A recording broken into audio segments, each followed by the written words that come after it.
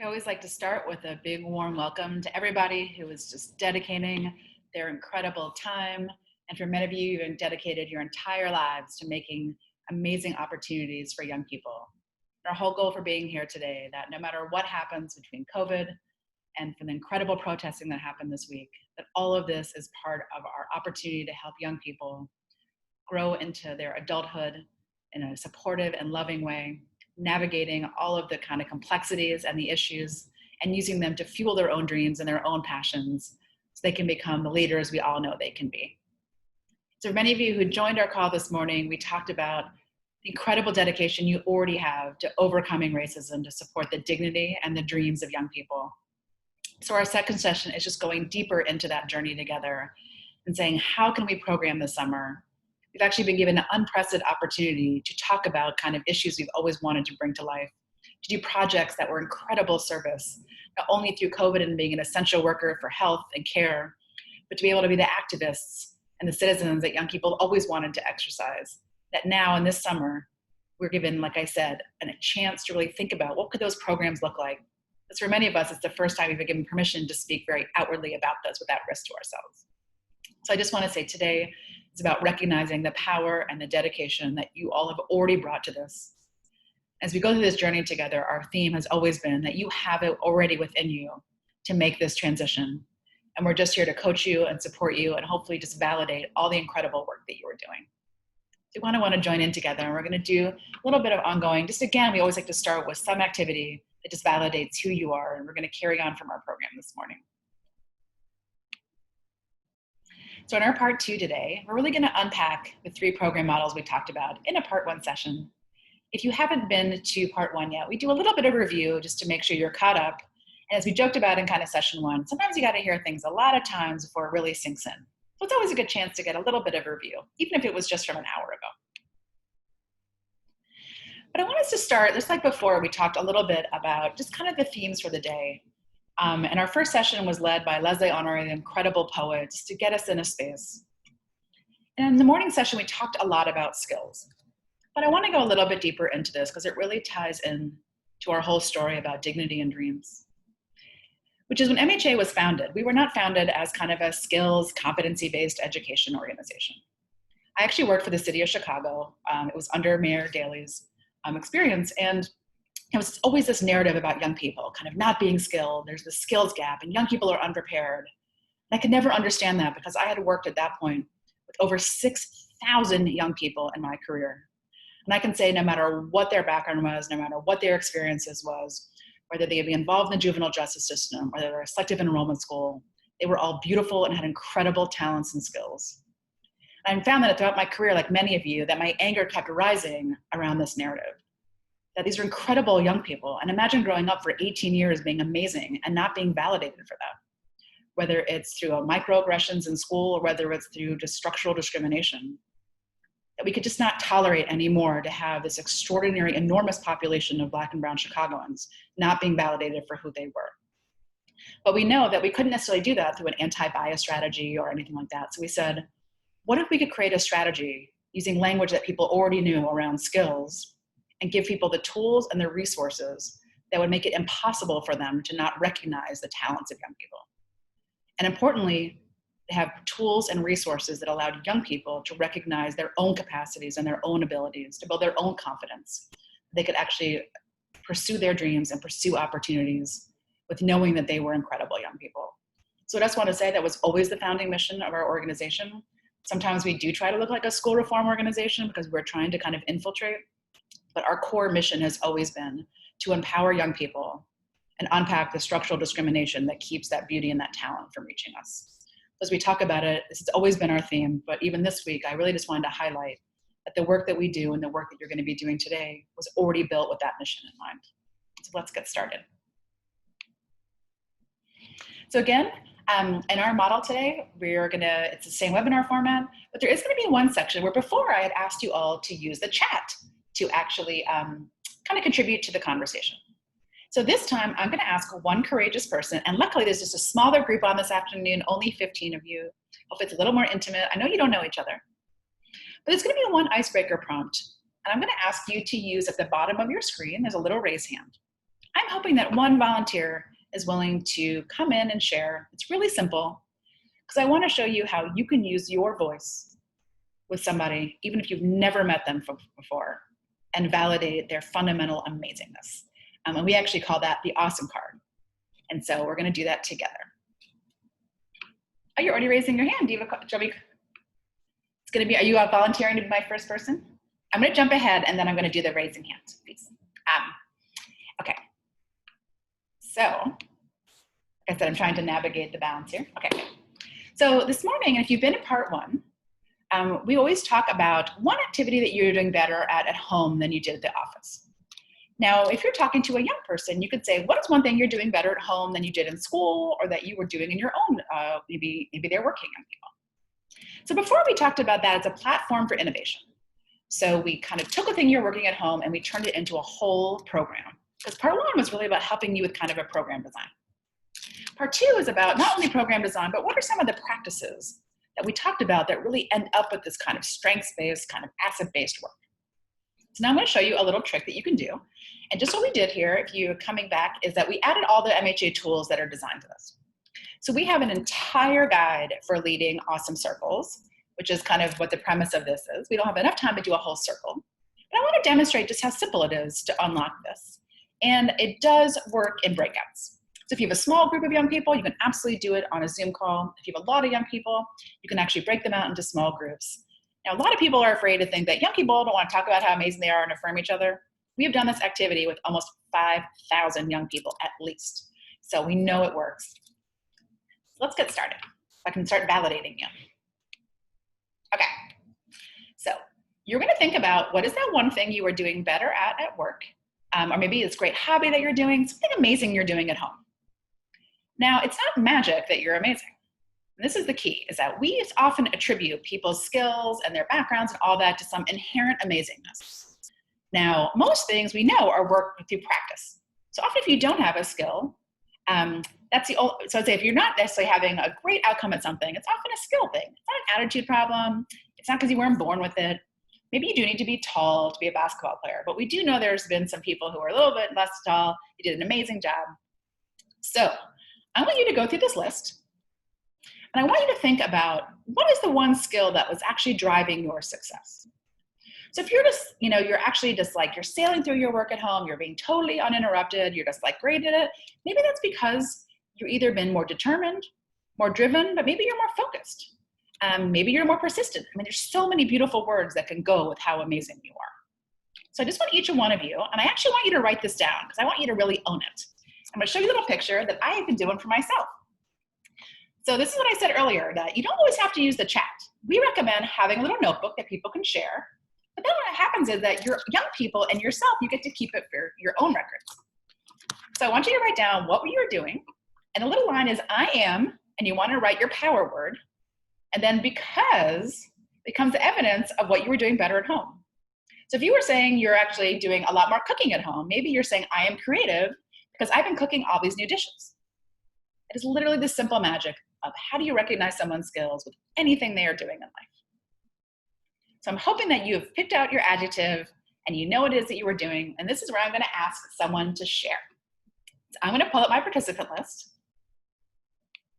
And I'm hoping that one of you will come on. I'm going to demonstrate now. So you're like, what is she talking about?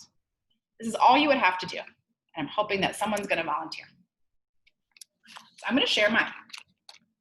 And it changes every week. So you can do awesome circles every single week. Ready? So I wrote, I am problem solving. Because MHA ended up attracting actually a lot of funders because we were working with the city.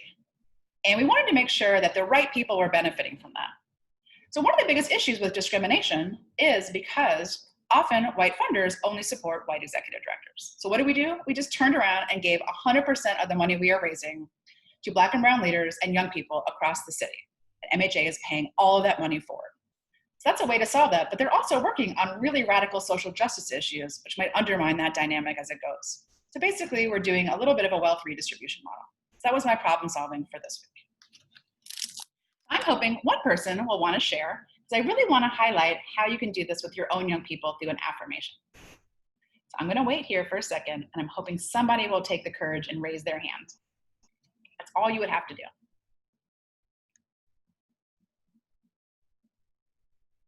I don't want to call on anybody. Someone want to come hook me up? Great. I appreciate that, Francesca. I'm going to set it to allow you to talk, and then you can unmute. And now you're going to be able to unmute yourself. Can you hear me? I can hear. Let me turn up my volume. Okay. So that's a yes? I can hear you. All right, awesome.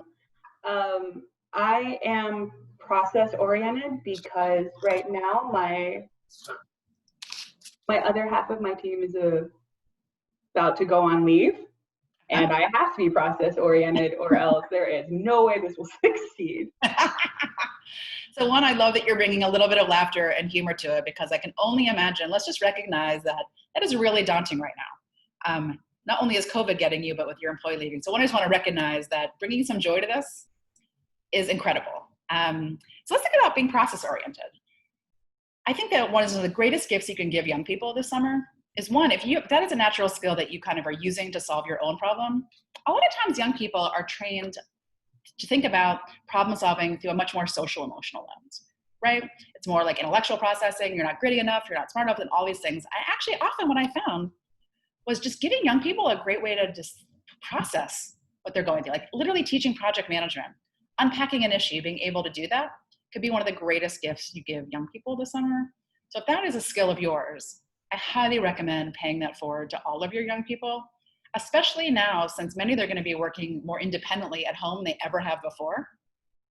If you taught them project management, which is and then you actually had them share their project plans and what they're doing, it's actually a great way to monitor them without being kind of a jerk about it, right? So you're not like, what are you doing all day? So I actually hired my own intern, and I was like, what can I do to make it not look like I'm trying to breathe over her neck? But I also want to see what's going on. So there's lots of benefits from that. So I'm excited that's an awesome skill of yours, and we're wishing you all luck. And if you need some extra help, I'm definitely here to help you out. Thank you. Thanks for sharing.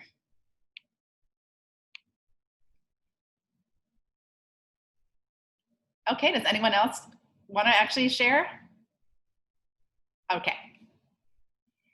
So that was just a great example of, I just wanted to highlight, that is how simple it is to transform one's perspective about themselves. Because you were already excited about that, you jumped right into that. When we do this with young people, I'm going to say that very often, that is the first time that someone has literally just sat them down and said, you are amazing at something. Now, not because of any fault of teachers at school or other issues, but many times people don't realize that we don't spend a lot of time just sitting around like randomly recognizing people. And that so many of the work that I did in workforce development and other work, and just the critical low self-esteem, we said we can't just make this whole thing a psychological intervention. So I literally just started thinking about how do we really validate? And we found out what the trick is that you can take any life experience, any single story, and turn that into a skill-based piece of evidence. All you have to do is help young people make the connection between attaching their life experience to a key skill, and that actually has this kind of magical effect. And we have little tools to help you do this. But I have literally run into young people who I know were getting in a community that had adopted this practice. And I was like, so tell me more, like, how did it feel? He actually pulled out a card out of his wallet that one of his instructors had given him and said, I carry this around to remind myself because I know that I'm good at this and sometimes I just forget. So I just want to encourage you that as you're thinking about how do I do check-ins, how do I do feedback, how do I help my young people, this is just a really simple practice we like to model right away where I have actually never met you before and you just told me a tiny little story and I was able to unpack that story about how amazing you are right now, but also how incredible that skill is going to be for your young people. So in the first session, we talked about often, how do you use young people's skills to kind of think about driving your program? If a young person comes in and tells you that, you know, I am really a methodical, I'm really process oriented too, I'm really results oriented, maybe you make them the project manager on a team this summer. If they're saying, you know, I'm really convincing, I love debating, maybe they're actually doing the presentation. So again, young people telling you what their skills are, bringing that word out loud is just this core gift in that skill. And I swear to God, I do this with my Uber drivers, I do it on the street, I'm constantly testing myself. And you'd be amazed how high impact that is. I actually did it once with a Lyft driver. And he's like, oh my God, can you teach me how to do this? I happen to have a toolkit in my car. We pulled over and he said, my brother really struggles. He's really, he's very low self-esteem. He won't take chances. He really feels down on himself. And he actually went home and did this and texted me about it. So you never know whose life you could impact. That's just our little icebreaker to show you how simple it is to sometimes overtake a really systemic problem. And if we do this every single week, you can imagine your young people getting more and more of that courage. And then when we're talking about our program designs, you're going to be identifying the core skills of your own program. Then you can find all of your own power words that match your own program. And when young people come out to saying, I left my program really creative and a critical thinker, and I'm super dependable, and I'm a really good team player, and I can tell you exactly why. That's that sense of power that we want young people to leave with. And again, throughout the session, if you have questions that come up, feel free to use the chat, just add a question mark to the front, and at the end, we'll be able to go through all of that. And again, from this morning, I want you to know that we have tons of tools and resources to help you navigate kind of these skill-based conversations and the skill-based feedback. But often young people are involved in a lot of experiences that are giving them enormous power, and we're trying to figure out, I don't understand why that they don't actually feel that power. And we realized we're going to go through those practices today. We have to really draw that out. Because sometimes it's not just about the fact that they're not aware of it. The fact is they're getting all sorts of negative inputs that tell them that they're not good enough. So in some ways, we have to triple down on telling young people how amazing they are to overcome that discrimination. So, okay, our program part 2, we're going to do is really unpack one of the model series on the program designs so that you feel really confident about using the templates and the other resources to unpack your idea. So again, this morning, or if you came to a different part 1, we have not changed it up on purpose, so you haven't missed out on anything in the past couple of weeks, maybe just my own little ad-libbing. But we really kind of thought about the kind of bigger structure. So we know we're all kind of focusing on remote with the hopes of getting back some in person. You decided that you're going to do an at-home, you're going to send this great toolkit on robotics, or you're going to be making websites or doing social media or podcasting, or you're going to do this great earn and learn where young people are going to become data scientists and they're going to analyze health disparities. You kind of figured that part out. We want to help you really unpack it today. But I also want to showcase, we threw out a lot of words like meaning making and feedback and recognition. We want to just unpack those so you have a little bit of sense of what they are. They're not huge PhD constructs. They're literally just practices that we all do naturally, but to unlock the impact of a kind of an internship or enrichment program, we found that if we don't have these skill practices, young people are not getting the most out of it. But again, even after this session, if you're like, I'm still not getting it, I'm still blocked, call me, call me, call me. I'm here for you. Okay, we're gonna do a very quick review. Now, if you took the session, the very first time in April, or if you are jumping in for the first time, this is probably gonna feel really fast. So if you're overwhelmed and you're like, oh my God, I didn't pick up on that, the entire part 1 webinar is actually online. So you can go back to review anytime. So I am gonna go kind of fast. So if you remember last time, we ended on showing you the design process as a culmination. So now we're gonna start with that, pick up where we left off. You're gonna pick your design team, maybe even over lunch. I'm hoping you emailed somebody and you're like, oh man, I actually know somebody who would be great at this. So maybe you're already thinking about who to bring on your design team. I just have a core set of friends that I worked with over the years that always kind of help me out. So my design team doesn't even work for me. Got your program model. Today we're gonna go really deep into these activity plans. So that's what this whole session's about. You're gonna create your weekly templates. And I wanna say, for those of you, I'm gonna say right now that for many of you who've done lesson plans, or you look at it and you're like, oh my God, this is so daunting. We are not asking you to write a scope and sequence curriculum in the next week. What we're saying is that you should just write some prompts and notes in each section so that you don't forget anything. The box is a little bit big because I actually like handwriting. So I'm gonna print it out and I'm gonna write my notes because I feel more connected to it. I don't want you to think that you have to fill up every box. Someone opened it and panicked. I'm like, no, write what you want. Next, you're gonna use that viability checklist. We already gave you that. And then you're gonna create your youth intake. This is just the normal process of how you're gonna go from your current programming to COVID accommodation. So like I said, we're gonna quickly review this. If you remember, we kind of recommended people start with remote because the time is just so unsure of what's gonna happen. We don't know if there's gonna be a huge spike when the city reopens or after this week, and we just wanna be prepared that young people are safe. So you have three options. An at-home model where you're sending toolkits. Maybe you're like, oh my God, I didn't know Amazon Prime had free shipping. Maybe you missed that movement. Maybe you're like, man, I'm going to shift my program so I can support this Black business in my neighborhoods. They can get back on track with my money. Or you're going to create online strategies that are really meaningful online. You're going to actually do like data science. You're going to learn accounting. QuickBooks is so easy to learn online. And so you could actually have an entire generation of young people in your thing coming out with great financial literacy and becoming miniature accountants for their own families. Next is Learn and Earn, where you actually want your young people to really dig in and learn something new. Maybe they're actually learning data modeling. I keep bringing that up because data science is one of the highest paid growing professions. It is also dangerously the least diverse. So who do you want actually analyzing all this health disparity, right? So that's a great skill you can learn online. I know there's data science free courses online in some of these big platforms. And then you're going to add a project. We're going to show you how to do that. So this is the cornerstone of today. We're going to take you through 3 program flows. We call it flow because we want them to feel seamless and kind of smooth to young people, but those 6 weeks feel like an integrated experience. We're going to show you how to do a routine model where kids are going to master one set of skills and just deliver value. 2, we're going to do a project model where young people are going to work on a project for all 6 weeks.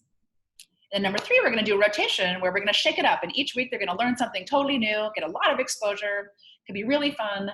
If you are here and you're working with younger people, in middle school or even elementary school, this might be your win. I mean, to be honest, you might want to rotate every single day, but maybe a week. You pick different themes. Maybe if you're working with really young ones, you're like, we're going to do a theme on community, one on animals, whatever that might be. But again, everything should lead up to a culminating project or product. And we built a model in for you as a default. So we have one common model that is often used everywhere. So if you're struggling to think about what that would be, we got you covered. If you remember, lastly, we're like, well, what does a week look like? How do we program a week to make it enriching and developmental? So we have our work program and our activities and our performance check-ins. So we're going to really go deep in. We're going to do leadership, college and career development activities, tons and tons of resources. I mean, literally, the world is your oyster on this. If you just Google leadership development, you're going to find a million hits. So we just got to Google around. And again, we're going to be trying to curate. Once you get your program design phase, we're going to be spending the end of our month just literally curating all sorts of fun resources here. Got my guest speakers, my team building hangouts, my one-on-ones. Man, my week is robust and full, and I'm feeling confident. I don't feel like extra cheerleading today, but I feel like that's a good time to have some good energy. Again, if you need some help, you can hire an intern from One Summer Chicago or from your own summer job program or your own organization. I mean, literally, I know there's a high school at CPS is almost 200,000 young people. There are 200,000 amazing young people just waiting to be hired right now. And again, as we go through, you're going to hear me narrate this. We added this because this is a real, when we've been doing a lot of coaching, this was one of the biggest things that came up. Got my activity, got my feedback, and in between, I'm learning and I'm doing. Even if you're not doing a full learn and earn model, obviously everyone's going to have to learn skill, but just get to do something as soon as possible. Okay, so that is our quick review. Some of you just got that like an hour ago, so hopefully that was like just a good refresher. And for those of you who have taken it a while ago, hopefully that gets you back into that space of mind for what we're talking about today.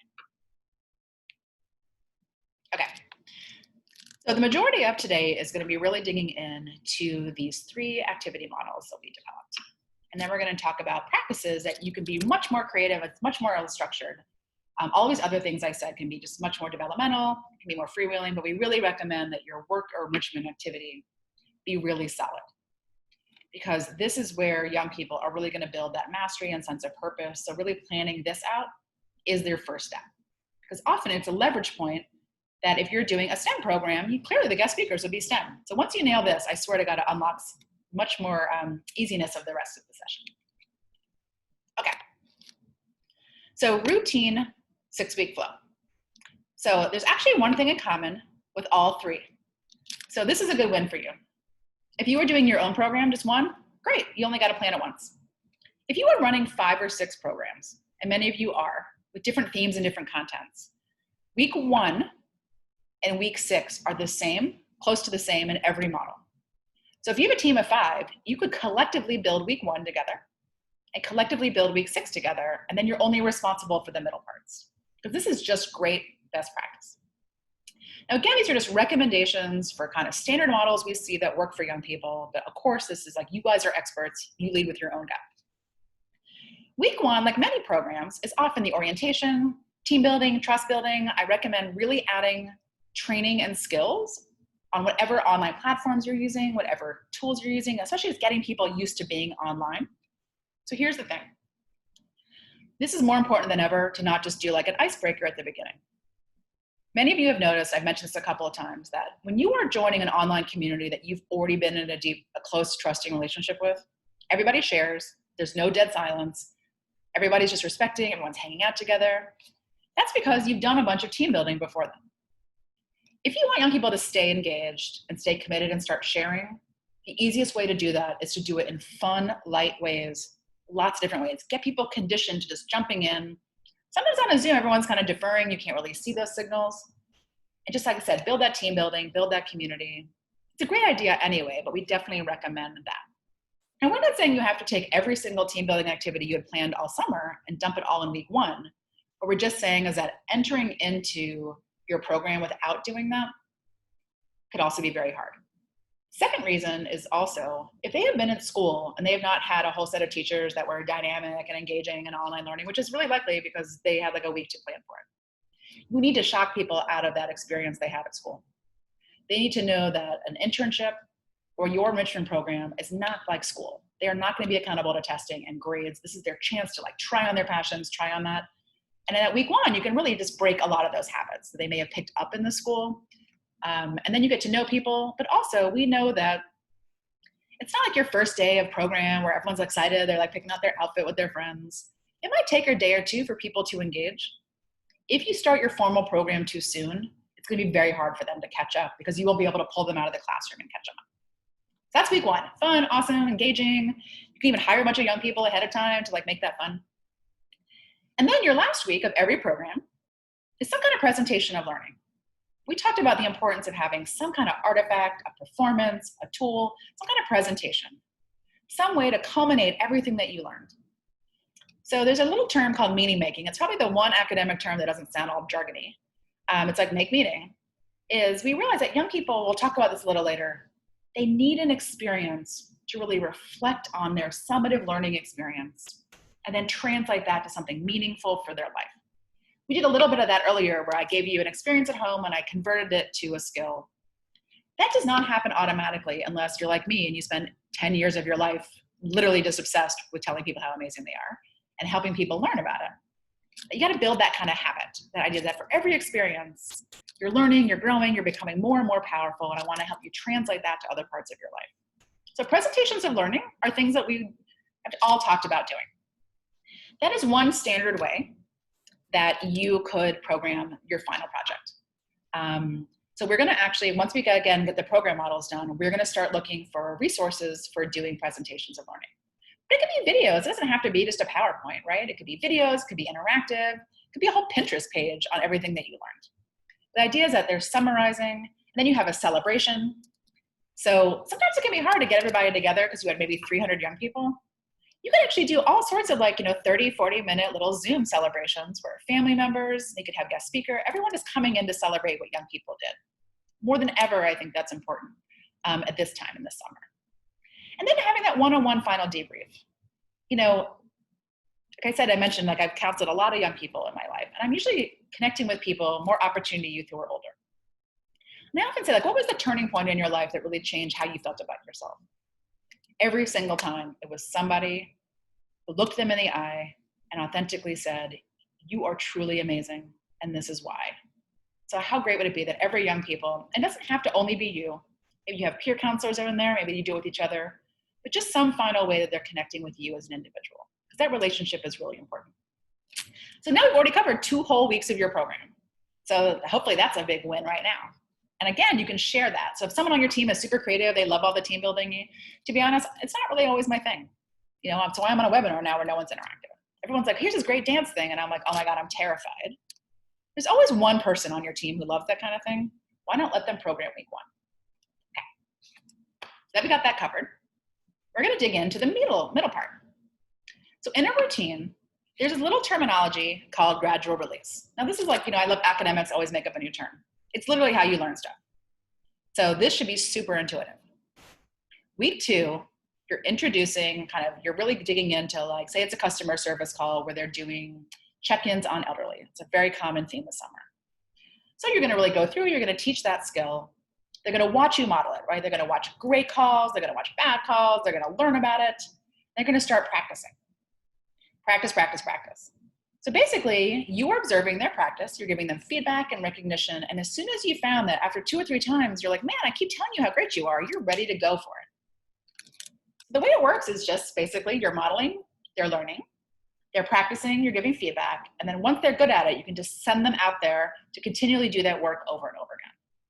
The win for you, which is just like a normal employer, is that means week 4 and 5, their work product is more independent. So you personally are not being taxed to invent new content every single week. Then you can just shift to doing the college and career reflections, the kind of team hangouts. So maybe that's the way you can kind of program your time. But the goal is to get a project where they can be independently great of it at the end. So if they're learning a skill and you really like, oh man, I'm going to try to cram this in, but typically this takes 10 weeks, do not set young people up to fail. You really want to think about something that they can be really learn and good at in about a week and a half to 2 weeks, and then deliver that skill or that process the next 2 weeks. I learned how to do a MailChimp newsletter in probably 4 hours. And the rest of my time was playing around with it. Some of them were good, a little bit better. I got crafty with like the designs, but I didn't have to spend all summer learning it. But then I'm able to do a weekly newsletter. And it's a good thing I learned it, because now I actually do all the newsletters for One Summer Chicago. So often you learn a skill and everyone just starts wanting you to do it, and it turns into a career.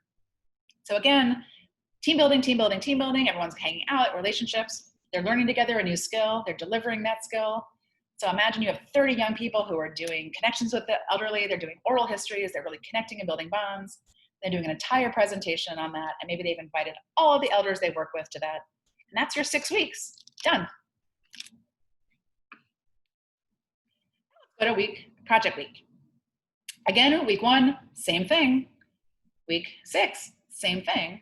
Obviously, just the content changes a little bit. It's when you're doing an orientation around kind of your project, and then you're doing your presentation of your project at the end. Now, if you're hearing this and you're still worried about week 1, you're not sure about that, don't forget, and I posted it, we are offering all June, starting next week, every Friday, we're offering all these amazing youth engagement, and they were all designed for how to do orientations, reflections, celebrations, all of this in a remote environment. So we got you covered there too. So for project week, we recommend is just picking a project that again can be actually legitimately done in the week, the kind of week 2 through week 5. Week 6 is presentations of learning and catch up. So you can actually learn how to do a website on a Wix site pretty easily.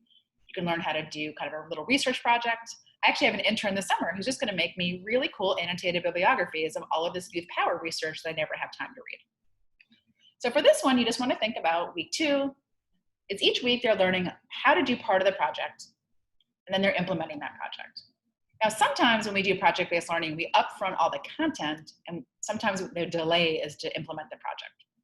We really recommend getting young people to applying what they're learning right away. So just want to think about, and I was talking to Mikva about this, is on Mondays, they're going to actually do training. Tuesday, Wednesday, Thursday, they're going to actually really do that part of the project. And then on Thursdays, they're going to do all their reflections and feedback and that. And that way they have a little groove every single week. But every single week, they're growing on their project, and they have a final deliverable. But again, what's nice for you, and I really recommend, just like with the first model, is you get kind of on a weekly theme. So maybe like Mikva, they're like, oh, it's easy for us to train on day 1, or maybe you have a different model. But we really recommend at least just getting on a basic routine, because what will also happen is that if it's the same every week, young people will also get in that group. There's a reason why when youth are at school, they show up at school, well, not everybody, but they'll show up at school pretty much on time every day, because they've worked out their routine and all of their habits to get there. But when they go to work, because it's a whole different habit, they're often late the whole first week. So for you, the more consistency you have, not in the content, but in like the basic routine, and young people will know if they miss a Monday, they're going to be completely in trouble the rest of the week. So they're going to really make sure they're not missing it on Monday. But if Tuesday, Wednesday, Thursday are just independent work time, they can be a little more flexible. But again, at the end, you want to celebrate, deliver those presentations of learning, and then they have project presentations. And so now you have a whole new thing to be able to offer for the presentation. And again, that final reflection and debrief. Again, a little bit routine. And what I want to highlight is that I can almost guarantee you project-based learning has been the hot thing for about 10 years now. Especially, schools have been pivoting. But as a result, as you might imagine, every time schools change course, millions and millions of people jump in and create a whole new market selling stuff to schools, or kind of selling into schools, I should say. But as a result, there are hundreds and hundreds of 6-week project plans now available. And actually, Stanford has an entire site that has free project plans. So before you start even building your own, I would recommend Googling to see if someone has already built a project around what you care about, and I bet you're going to find something, and then you just have to adjust it. Maybe it's not culturally as relevant, maybe you just adapt that. A lot of civics curriculum, to be honest, oddly enough, is not very culturally relevant, but with a little bit of adjustments, it can actually be really powerful. But again, I recommend Googling everything first, see if it's already out there. Customer service training, there's guaranteed almost everything you need. And then what you're really bringing is your awesomeness and your power to the experience, the reflections, and all that human stuff that makes it come alive. Alrighty. Now we're on to our rotation flow. So this is also really fun. So week 1, like I said, same. I sound like a broken record, but it's really great when everything's actually kind of similar groove. The middle part of this project is a little bit different. And it doesn't have to flow this, but here's what we recommend. We're actually building a tool that's going to be free, an online vision boarding tool that would help you kind of fill this. But often we ask people to explore careers, to find their passions and find their purpose. They go online, they take this 5-minute interest inventory. It pops out 3 things. I did that, and my 3 were astronaut. And I'm like, there's 4 astronauts now. Why is that even in there? Why is it even viable? And to be honest, it's kind of funny. I actually hate space. I think investing in space, I have a lot of issues with it. SpaceX, I'm like, I definitely don't want this one. Second one was pediatrician. I don't actually like children. I was like, well, I didn't ask that question. The last one was architect. I'm like, well, maybe close. But no one ever processed that with me. So that was my whole entire experience. No wonder it took me forever to find out my career path online. So we recommend is really spending that second week looking at the real process of how you pick a career. Now we have an entire curriculum online, I already showed you, called a youth empowerment curriculum. We're building this really fun vision boarding tool online that will take young people through if you don't have time to facilitate it or don't have the resources. But it's really about when my skills, my values, and my passions, the more I really know myself, the more I know my identity and I know my master's skill set. If you remember from part 1, that was the whole focus. But I know what I'm good at, and I know what my passions are. And now we've added values for that, which is what am I willing to do with my life? That's the real work for career exploration. Self-awareness drives those choices. And many of us do not become self-aware until much later in life. So you maybe want to spend week 2 really digging into career basics, bring in lots of resources. We have those. Bring in some motivational speakers, not just career speakers, but people who are really excited about it, that, like that Find Your Why guy, watch some TEDx videos. Then you can start your rotation program. And what's great is that each week can be modeled very similarly. You just switch out the content. So our general theme is explore the tasks and skills for one career or content area. And in content area, I usually use that to respond to things in enrichment programs, art, and sports. But those are also careers. So I don't like to marginalize enrichment as it's not career worthy. Artist is an actual job. Then they're going to apply that in some small project. So you still want to do some small projects. It's not a full project-based learning model, but you want young people to try it out.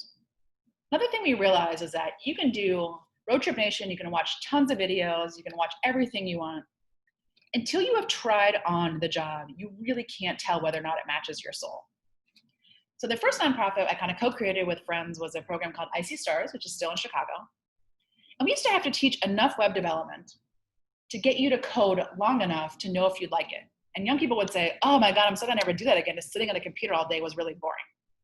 I was like, what do you think coding was? And they're like, oh, I didn't really know what coding was. And you're like, you probably don't want to do that now. They're like, no. Imagine if we had enrolled them. That program is it's literally 60 hours a week for 4 months. Until they tried it on for long enough, they didn't know. So this is a beautiful way to have people try on careers. Maybe bring a guest speaker from each theme.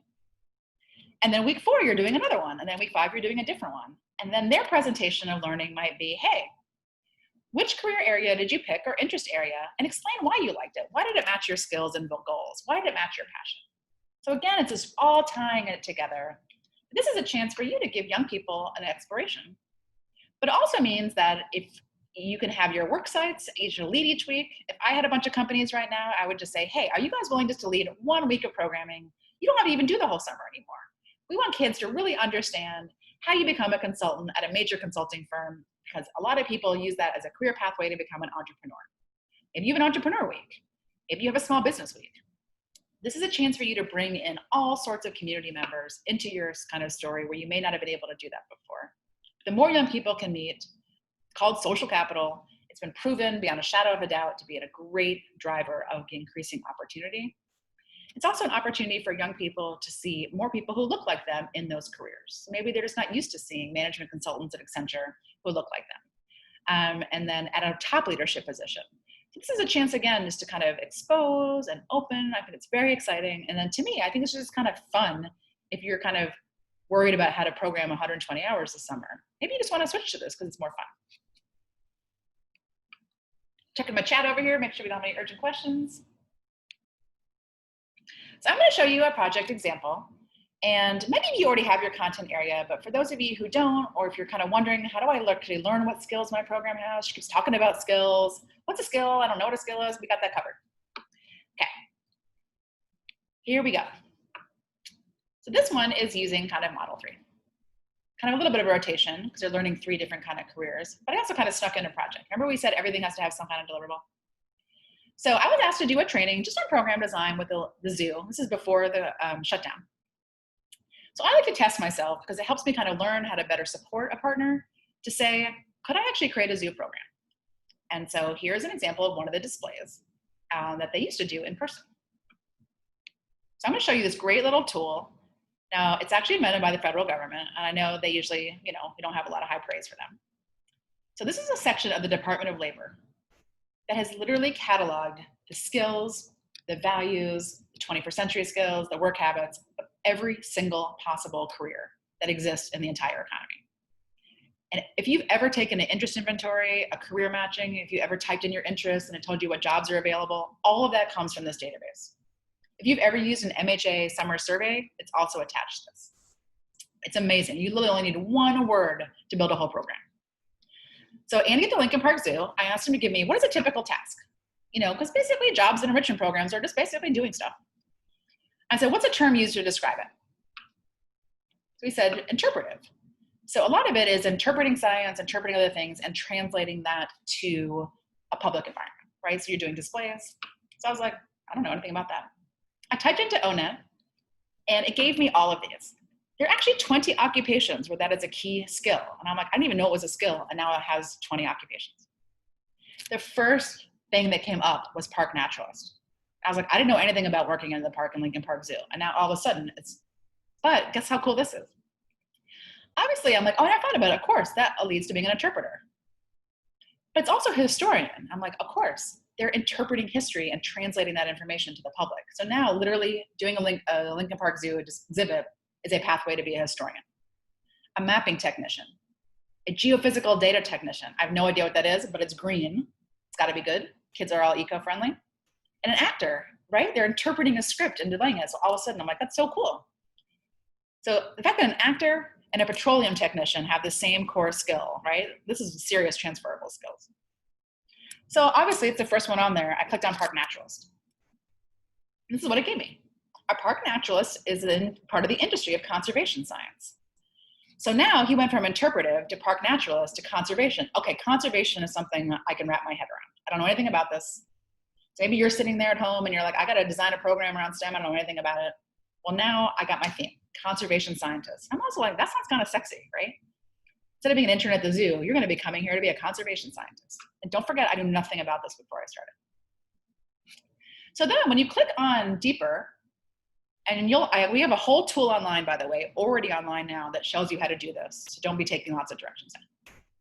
It gives you a huge laundry list of every task related to that job and every skill related to that job.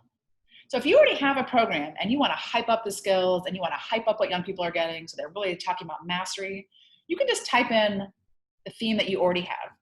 I was coaching one young woman and I was trying to encourage her to put gymnast on her resume. She's like, it's not a job. I'm like, well, you did it for 8 years and you came in #1 in the state. It was in there. So we were able to pull all this great language to make her gymnastic background into a profession. I literally just started reading. I was like, oh, this one sounds cool. So interviewing specialists, I'm like, I want young people to learn about interviewing. It's really cool. It's a great skill. And the main skill for that is active listening. Not speaking, listening. So that's a great strategy already. Developing environmental education programs. That's exactly what I want them to do. And then here were all the skills that went with that. And then construct a scientific display. I got my whole program, right? They're going to become interviewers. They're going to become curriculum innovation specialists, and they're going to become amazing at display. So I took this one job and turned it into 3 different career paths, but they all kind of tie together. But I also know what kind of skills I need to teach. So before they interview, I'm going to need to teach active listening. So on day 1, I'm going to do an active listening exercise. They're going to interview each other before they go out. Then they need to learn some basics about program design. Well, good news is I already know how to do that. What a great match. So I'm going to have them thinking about, what's creative? What's really fun? Have them explore their own backgrounds. What worked for you? And lastly, they're going to make displays. So now I built this before COVID. But guess what? Every single thing I had built is actually already capable of being done remotely. So as long as I didn't panic, I realized the interviewing could be done on Zoom.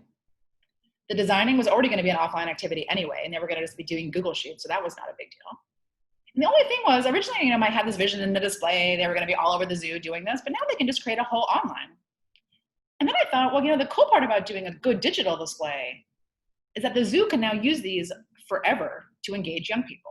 So instead of a moment in time where that just disappears, and then my young people are going to have a whole interview artifact, they're going to have a curriculum, and they're leaving with a totally online display. But they translated that.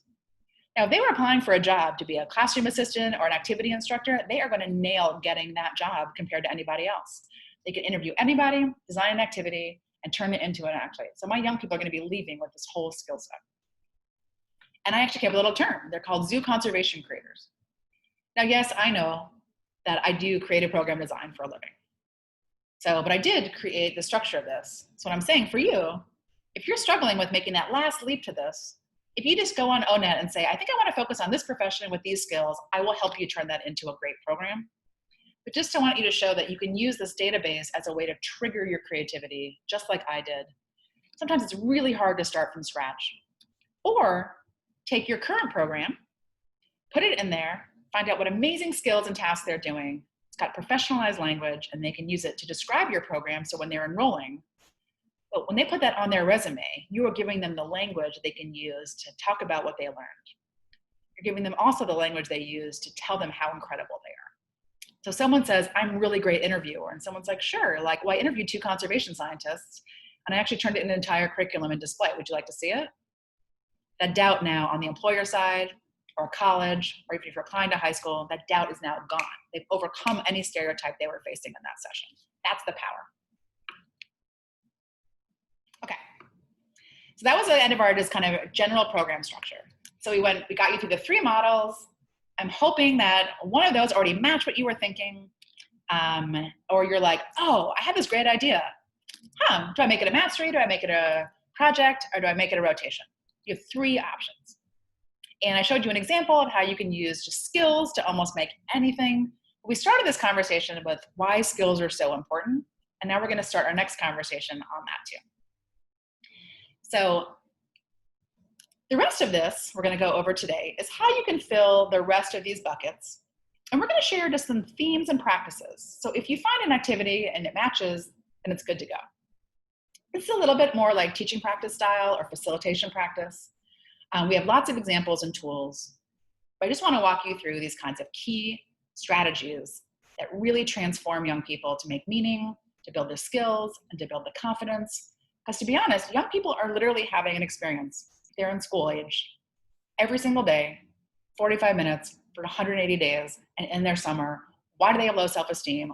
Why do they actually not understand how powerful they are? We realize there's some key practices we're missing. Because even in the single most boring thing, I skill profiled doing worksheets, right? Which is like the lowest common denominator for like an educational experience. It actually takes about 15 different 21st century skills to deliver on that. The persistence, the grit, the focus, the time management. So everything has a skill power to it. So this is what we call a reframe. Now, I know it's not acronyms are annoying, but this one is actually legitimately what it is. We do not want to change the core thing that anybody is beautifully doing. So reframing is literally just how you take any activity, any strategy, any experience, and turn it into something powerful. Just like we took the thing that you were doing at home, we added a skill word to it, and now all of a sudden it became a skills pitch, where before it was just like something fun you were doing at home. I'm going to walk you through these, and you'll notice a lot of the words in earlier. We kept saying, hey, do feedback and recognition. Well, I don't really know what you're talking about. Now I can unpack all that jargon and language we use. We try not to use kind of ridiculous jargon, but there is a little bit of kind of science to it. Not too much science, not PhD science, but a little bit. I know you're like, stop talking about skills, lady. But of course, we are a skills organization. But they are kind of magical, because one of the biggest things we've discovered too is, why are so many classrooms so inequitable, and why are outcomes often so inequitable? Two things were happening, or I should say 3 things were happening. One, people were demanding skills performance for things they had not taught. So it is critical that if you have an outcome in mind that you want people to be really good at, you must unpack the skills that are required, and you are obligated to teach those, or else young people have literally no chance of meeting your expectation. And then 2, without a skill focus and without noticing, we are often using our own gut and our own bias to determine what people's skills are. So when young people are underperforming, we often don't reflect on, was our program designed the problem? We often just assume that we designed it properly and it was the kid's fault. So a lot of things that we work with teachers on, have you designed and yet set people up? And we talked about skills mastery. So this is just like I said, there is a lot of value to this. It's also one of the most translational languages. That skills, when they're often written for competency-based education, and MHA actually hired a cultural anthropologist to ensure our own framework was racially, culturally, gender neutral, in the sense that it meant that that skill was written in a way that a woman or a Black person or a brown person or Asian person or anybody could equally succeed. They were not a cultural norm that would be virtually impossible if you were not white. The occupational frameworks of the Department of Labor are also the same. So what that does, though, is that it takes and unpacks language and makes it much more anti-bias. So one framework we looked at, it has the word like zest, a lust for life. And you're like, I can't think of anything more white privilege than that, and how that gets interpreted and how young people have to act all lust for lifey. That is why picking specific skills can be one of the most neutralizing experiences for discrimination. These are 2 that we actually offer. One of them was built by MHA, and one of them is the Department of Labor we talked about. But I want to highlight that they're all different kinds of skills. Academic, technical, 21st century, the skills for navigating college and career and identity and purpose and critical consciousness. That we are not limited to thinking of the basic competencies in school. So MHA has tons of tools. If you go on our website, we have tons and tons of skills. If you have been in almost any city program, you may have seen our posters all over the place. We worked with about 125 people, including parents and young people and employers and teachers, and not just in focus groups, like full-fledged deep design programming, to say, what could we all agree is powerful for young people to enter into this world with, to be great at? And then we went through, like I mentioned, we hired a cultural anthropologist to make sure that we had stripped all of the anti-bias strategies out of it to make that powerful. You can use that, or ONET. Or if you guys have any frameworks, if you're working on a career program for STEM, tons of resources. These are just ways that you don't have to make up this language yourself. Got my skills now. Now I want to establish, what does it look like to be great at it? Again, this is actually critical if you want any kind of equitable outcomes in your program. This is literally discrete. We're not asking for like evidence-based research like an RCT. We're literally just saying, what does it look like to be good at this? If you're doing a customer service call, you just want to describe discrete language. You want to introduce the call this way. You want to use this language. This is just like literally helping kids say, if this is what it looks like to be good at it, that means as soon as the young person starts to see that in themselves, they can self-regulate their own aspiration, confidence, right? Which is, my teacher said this is exactly what it looked like. My employer, my instructor. And I actually just did that. My actually outcome matches what she wanted or he wanted. I'm winning. But that idea about what does it really look like to be successful, especially now during COVID, where you can't be there all the time. If you can make it really clear what it's going to look like to be successful in whatever it is you're doing. Let's say you're doing anatomy drawing, is giving them lots of examples, lots of descriptions, giving them those power words. So now you got your skills and your evidence, and everyone's on an equal playing field. You know exactly what's expected of them. Then you can still shape that activity design. So you notice when I gave you that example, I actually just use skills to drive my own activity design. But what you might want to do is, if you already had planned an activity, is to really interrogate it and say, can this skill be actually done online? Am I going to actually get the same kind of outcome and evidence as I did before? You may not be able to check the same level. You also might not be able to get the same kind of commitment and attention because young people are pulled into multiple directions at home. If you are a struggling parent and you have a child at home, you may not be like, well, you know what? I'm going to totally leave you alone because you're doing your work project now when we're having a critical crisis. That would not be authentic. So you just want to think about, is the activity doable at home? Are my expectations managed? Can every young people have an opportunity to success? It's always easier to give top performers more work rather than creating a program that's not feasible. So you're going to adjust your activity design. I got it all down. Then you want, in that first week we talked about orientations, that's where you want to really reinforce expectations. When we say this, we're not talking about like a lecture on what expectations are. So I'm going to use my example. Most of our program was taking an interview, turning it into an activity, and then making a little display. So in my orientation, what I'm going to do to help kids get to know each other is that they're going to interview each other on their favorite hobbies. Then that actually person who interviewed you is going to make a little activity that goes with your favorite hobby, which is, well, how fun is that? And then they're going to do a little bit of presentation on that hobby. So one, it's a great way, so they're going to do presentations that everybody can learn about someone else. But then that means that a young person is really trying on that activity that I'm going to focus on all 6 weeks. So this is just how you kind of think about, how do I do an icebreaker, an opening activity that gets people to try that on, that I can share.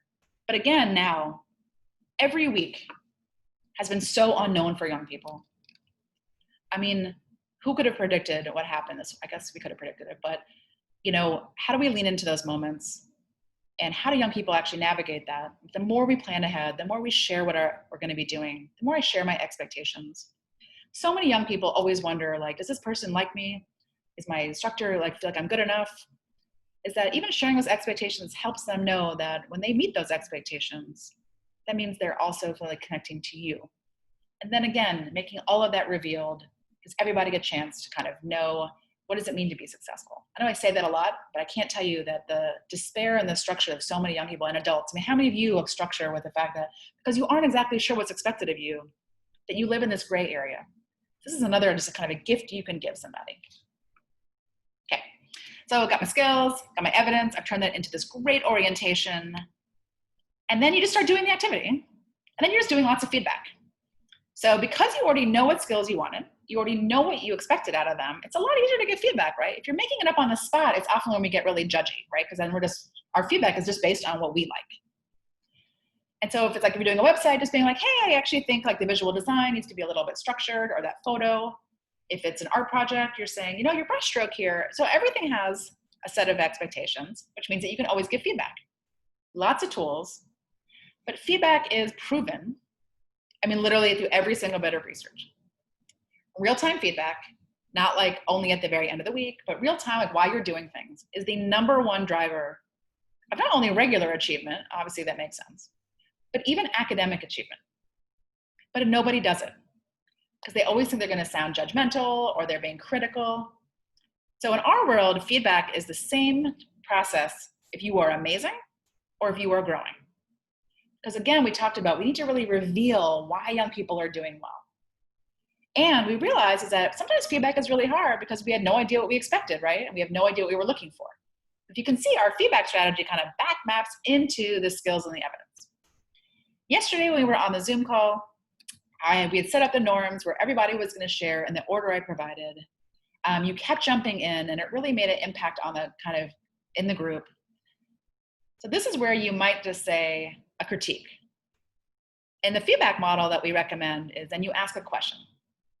Just saying, so what was going on yesterday that you just really felt like you couldn't contain what you were saying and kind of follow the order? And they may have a really justifiable reason. Maybe it was like, I was just so excited I kept forgetting. That's actually not a bad thing, right? That's just so I think the idea is like, how do you open up the conversation for young people to reflect? But it also means you haven't set someone up into the kind of dark end of critique. The suggestion is literally as simple as this. And I have actually right now on my wall a little prompt is just say, hey, since that's a nature of yours, when you get excited, you jump in. I want you to put a little sign right in front of your computer that says, don't forget, I gotta wait my turn. Something simple. Then you haven't done this huge critique. Or you could say to your whole group, hey, our rules and norms for Zoom where everyone's gonna go in this order, and I just wanna say, each one of you for the past 2 weeks has been so incredible at just following that. It's made our whole entire model better. I just want to say that's a really great sign of really amazing online kind of team collaboration. So you can hear it's the same process if you're actually trying to grow somebody or if you're trying to celebrate somebody. And we have found that for most of our partners, if you just start the whole first week only giving feedback that way for great stuff, it makes the whole rest of it really simple. And we've never had a young person derail when it's framed this way. So if you've ever been afraid of giving feedback, now's your time to start again. And again, not surprising, MHA has tons and tons of resources on this. If you are seeking to teach young people how to give feedback to each other, you don't just have to use this template. In our online curriculum, it's free on our MHA website, there is an entire section on creative and amazing ways to have young people give each other feedback, and they're all really interactive, they're all really youth-friendly. So feel free to dig into that for strategies and ideas. I got feedback, and then it's like, God, I have been giving the same incredible feedback to my young person for doing this one task really, really well. I want to make sure she really understands that she's really mastered this skill. So that's where recognition comes in. Feedback is a mental practice. It's about metacognition, I understand things and learning the evidence. And then why we have this little heart here is that recognition is a heart practice. So remember we were talking about why aren't young people internalizing how amazing they are? It's making me crazy. We realize when you give straightforward feedback, it's not actually triggering that heart process. Because if your feedback is neutral, it's actually meant to be kind of unemotional. But we want people to feel good about how they're doing. This is typically what would be called praise, which also has no heart impact. People think it's oh, you're just lying, you don't really mean it, or I don't know why I'm so good. Recognition is literally just like feedback when it's just saying, God, I've watched your commitment really grow over the whole time, because what I see is that every single week you're showing up to every single session, you're contributing. All recognition needs to do to make it not praise is to add that evidence. Remember we talked about it? Skills, evidence, skills, evidence. It has that powerful mix. It makes you really build confidence. There's lots of creative ways to do this. One way that I tend to do it, especially when I'm working with older young people, is I give them a promotion. Because it makes that connection between when you are doing something really well and I recognize you, that translates into more opportunity. But what you want to do is just make sure that you're not doing these kind of online celebrations that make people who are still struggling feel like they're not succeeding. So I got a call from someone at an ASM program that was asking about, she's noticing that on the program, there were some people that were really novices, and there were some people that were doing really well. It was creating this really big tension online. And so what we said was, well, the cool part about Zoom is you can have different breakouts. So we just simply recommended that the people who were growing did not feel like they were always underperforming. It's just have 2 check-ins. So all the people that are growing have 1 check-in and they're getting lots of feedback and recognition for their growing. Because remember, feedback can also be about work trying hard. So maybe you have a separate check-in, it's all recognition for the people who are doing well. You just don't want to create this kind of tension and online kind of hostility between your peer group, especially now. There's always just different ways, but you always want to make sure that your top people are getting that. Now sometimes, and I am totally guilty of this, when you're really stressed out and you're working with a bunch of young people, the ones that are just performing well quietly, you're just so grateful for them. Oh, I don't have to worry about you. Those are often the young people who are struggling the most with low self-esteem because they are high performing in their application, but they are not getting that recognition. So when we were working with the CPS SEL department, we realized there was this massive level of really toxic anxiety for young people who are technically overperforming, but their confidence was not matching that. And there was not a single SEL intervention around that. So we really recommend that just because they're actually just performing online, and it's kind of easy, you're so stressed out, is take time out for those people and let them know how amazing they are. Like being the middle child, right? Okay. Last but not least is idea of meaning making. So this actually came from a University of Chicago study, but again, it's super obvious. Is even after all of that, I have all this recognition, I've done all this work, they have all this confidence, And they were like, that was really great this summer. And you're like, no, it's like a lifelong skill I gave you. Is we realized, again, it's a habit to actually apply what you are learning to make meaning in your own life. So whenever kids are like, why do I have to know this? Why do I have to know this? They're not being sarcastic. They're literally asking you to tell me, why is this meaningful in my life? And I will say, just saying it's really good for college or you're going to need it one day when you're an adult, like literally means nothing. I mean, imagine if your own employer was like, I need you to do all this, and sometime in the future of your career, this is going to pay off. And you're like, thanks a lot. So meaning making, and this is an open opportunity. We are not demanding one way. We offered a presentation of learning because we wanted to give you one strategy that's kind of at scale. Meaning making is anytime a young person takes something they learned from you and applies it to another part of their life. So I know that sounds really simple, but this idea about translating that. It is not more reflection on your experience. That's just part of feedback and recognition. So one example we did was for a debate class. Was in debate, you really learn how to architect a really solid argument. And your goal is to not make that argument questionable. So in the debate class, we thought about, young people are facing all parts of their life where they're constantly marginalized because they don't have the ability to really articulate their argument or defending their own identity.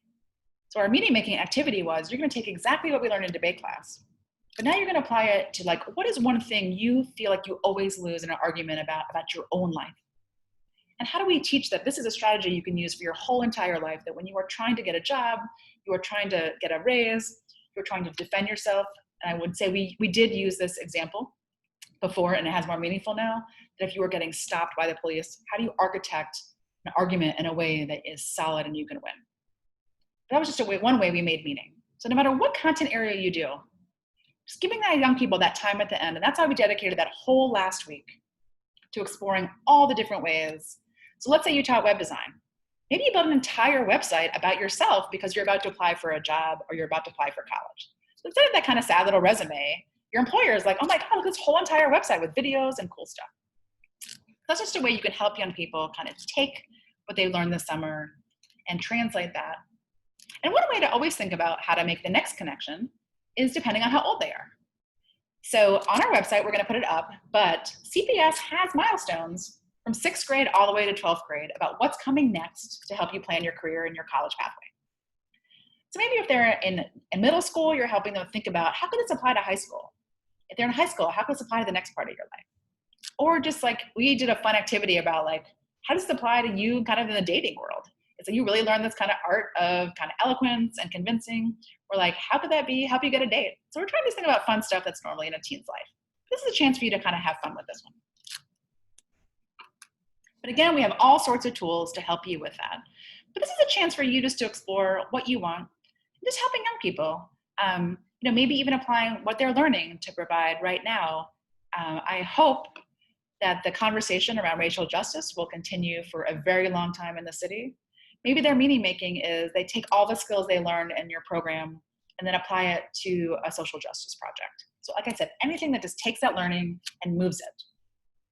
So the idea is that, to close on this, is that the physical manifestation of taking something and switching it is actually kind of a brain pattern. So you're actually creating these kind of pathways neurally that allow that to happen.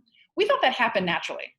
And we started wondering in the research, it doesn't. You have to create that, but once you've taught somebody how to do that once, right? So what you've given them this summer, if you facilitate with these practices, is that for every single thing I do in life, there's a skill. And I can look up the evidence of that skill, and if I match that, I am powerful. If I need to get better at it, I know how to ask for feedback. And if I'm getting really good at it, I'm gonna get recognized for it. And I can take that experience and apply it to the next part of my life. So when we talked about what does it mean to enter adulthood with these mastered skills and purpose, it's not a kind of overarching, kind of overly visionary. The habit of taking everything you do and turning it into something transformatively powerful, it's one of the greatest gifts you can give. And one of the counseling strategies I often do with young people is I actually start with their earliest memory of their life when they started remembering things about their experiences, and we actually build a narrative diary on their skills. This is something you could absolutely do. Is we say, write every single thing you remember on a sheet of paper. And then we're gonna write what skills those are. And we're gonna look up ONET and do that.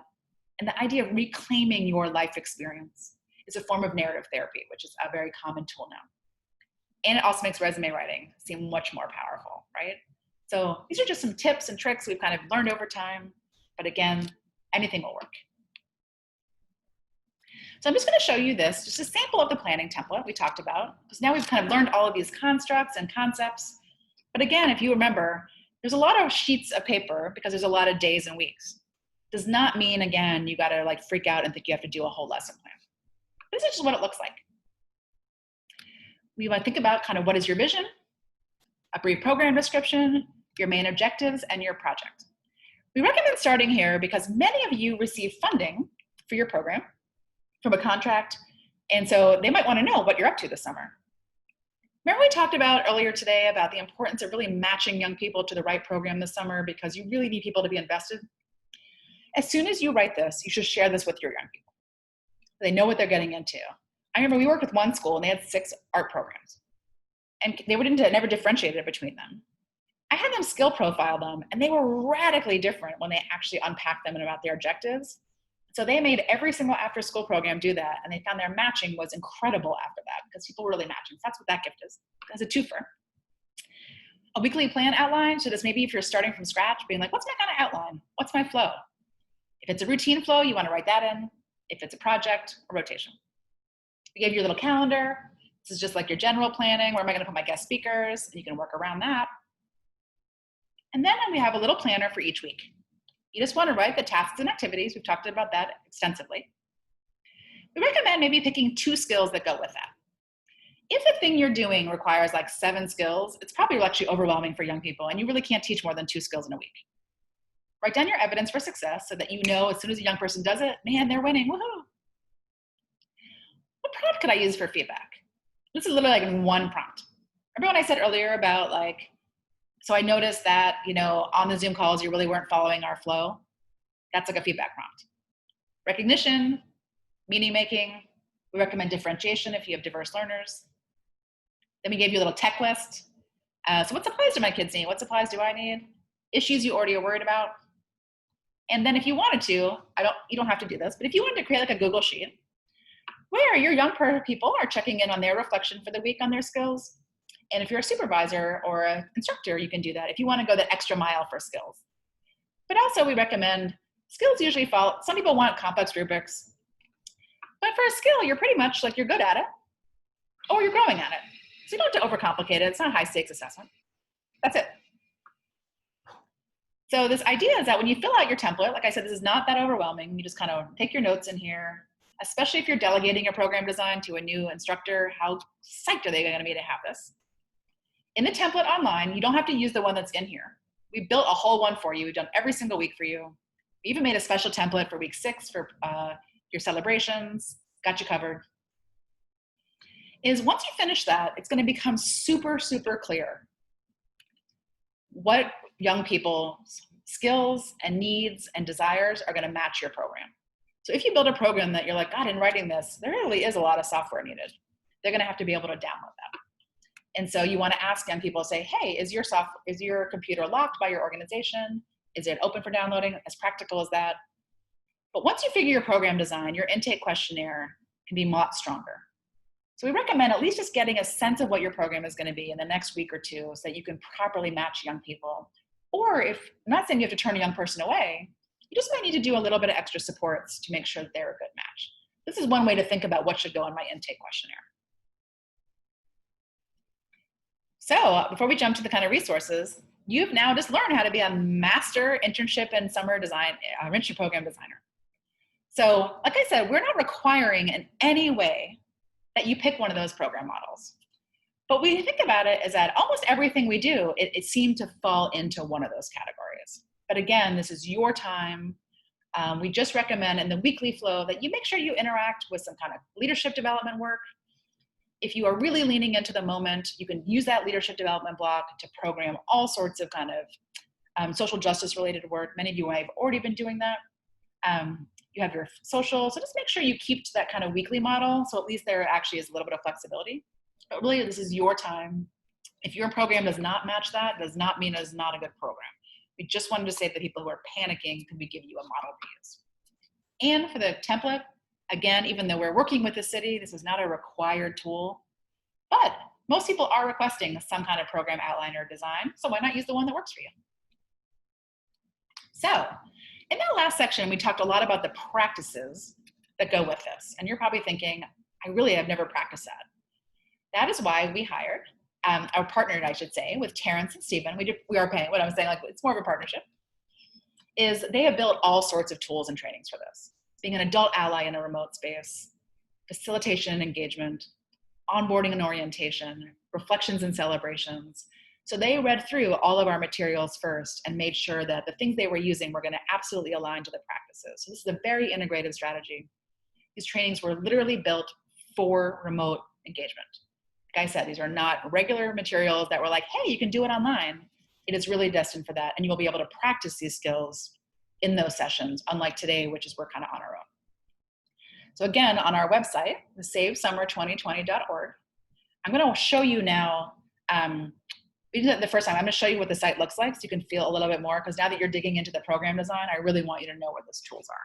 So I'm going to check off of this and show you the site.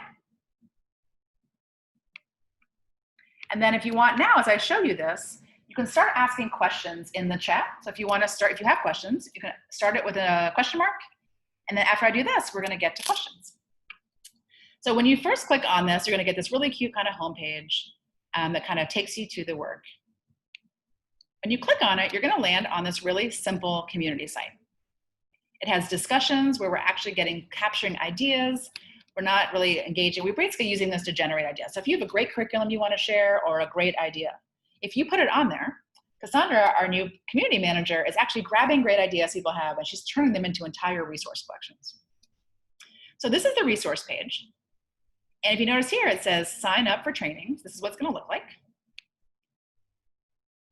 And so when you come on here, look at this great calendar. So we have the ones that are weekly, and you can register, but you can also learn a lot more about the training on here. You are welcome to sign up for every single one of them if you want to, your whole team. There's no limitations. And we also added a link here so you can check out the My Shine, My Future, because they're also doing webinars. So we're doing a little one next week for them too. So we're all trying to be an open community. As you notice, this is not just branded for MHA Labs. We really want this to be a community site. So if you have incredible resources, we also would love for you to share. And then on the homepage, you're going to also notice this Let's Save Summer resource section. So many of you are like, where do I find the documents? Where do I find the training materials? It's all here. You can watch the videos again. So we record all the webinars.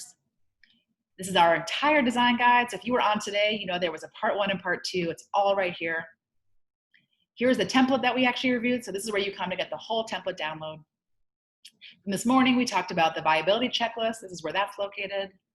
And if you got excited and nerded out by this whole ONET thing or skills, or you want a good framework, you can access all of that right here. And then for this week, this website is actually not a regular software company. It's actually led by educators for education communities. So they jumped in this week and pulled together a set of resources are on here. So I already pulled this up on the homepage. We moved it right to the top. And I will say that we have not gone through every single thing on here. So if you find something on there that you think is culturally inappropriate or actually discriminatory, please tell us immediately. But I do kind of trust them, and I pick name brands. We've been pulling resources over here for you to be able to integrate. This one here is for actually younger kids. So if you're working with younger students, really pushing kind of what the role of kind of, if you are a white ally and you're really just trying to figure out how you be a better ally, we're going to bring those resources in. But again, we're trying to keep up for the moment on the site. But we're adding mental health resources over here. We're adding updates on CPS, tech ideas. So we're keep adding to this. So I don't want you to take heavily use of this site. It's also not going to be just for summer. We're kind of using that as a brand now, but this is going to be a permanent resource site. So hopefully the day that we actually emerge out of kind of the COVID experience, this will just transform itself into just a positive, powerful youth development site. And if you join it as a member here, which is like literally your name and your email, you can actually get real-time updates. We'll send out a weekly newsletter to you too. This is just a great way to kind of be part of the community and share ideas. And again, if you have resources that your organization has developed around youth voice or youth power, around anything, if you share that, we'll make you a whole resource collection on here. We talked to Metropolitan yesterday. They were sharing a curriculum that we actually co-funded for them. And we said, hey, let's make this open source. So I can put that on the site. But again, we just want to respond to anything you need. If you're desperate for certain resources, like last week, we're like, Google Classrooms, man, we've never used that. We've now gone out and we tried to grab kind of a Google Classrooms kind of training and adding it to that. So literally on-demand resource development. If you post it, we'll go get it. So that is our session today. Taking you from the really big picture down to the microscopic resource you can use. And I just want to highlight again that this summer, which has never really happened before, is that we have been given a grant money to hire 5 kind of train the trainer, kind of peer coaches. These are not people who are in job of doing team programming. We know that you need a dedicated staff to help you in real time address your issues. So if you're having struggle with online engagement, we want to have a person there for you. If you're like, I don't know about this career stuff, this is not really great, Ramon has agreed to come on and do that. He's a 15-year veteran. He's got so much energy to play that role with you. We've even talked about, like, wouldn't it be great to have a sub? If you're just having a real bad day and you're just like, I cannot go on Zoom. We all have that. What if we had an emergency kind of step in? So we're trying to explore all of these, but please definitely share with us your ideas so that I actually hire appropriately, because I don't want to do anything that you don't want to do. So I'm looking over here for any questions. I don't see any, which is a good sign because I really try to be thorough, or you're just in shell shock from information. But I guess I want to always end up closing with that. Don't forget, I am on this journey with you, to be with you and support you. And so you have a link already in your email, and I'm going to be sending it out in probably about a half an hour to have one-on-one coaching with me. Or if you're just having a panic moment, my whole time this summer will be literally talking people off the ledge, reminding them how amazing they are. But definitely this month, I want to make sure that you absolutely have a coach and support to help you do this. Many of you are working for organizations that are doing a lot of crisis response and you're just not getting that normal support. That I'm here for you. And MHA, for many of you may or may not know, we're really a collective movement. So we really treat each other like family. We're not like a big high stakes kind of, training and development organization. So the good news is that once you're in, you're kind of family. Now you can always excommunicate for yourself from the family, but we're always going to support and love you, not just now, but ongoing. We are Ride and Die Chicago. We have friends from all over the country. So if you're on around the country, we love you too. But I will say that I am definitely pro Chicago, pro young people, and willing here to fight alongside you to make sure that every young person has a right to live out their dream and not be held back. So I'm so excited that you spent your day with us. I highly recommend not jumping on to kind of all your other work this afternoon. If you can get away with it, maybe give yourself a mocktail or a cocktail to celebrate that you just dedicated a whole day of your life in one of the most double kind of crises going on to help your young people. And I just can't say just what an extraordinary achievement that is that you were here today. And I hope that you kind of recognize your own self for that. You can always write yourself your own awesome card to remind yourself how amazing you are. And again, like usual, I'm going to stay on here. I don't see any questions, but as we round off, I like to just play the music again so you're leaving on another kind of high note. Hopefully there'll be a good song on here. And just know that MHA believes in you.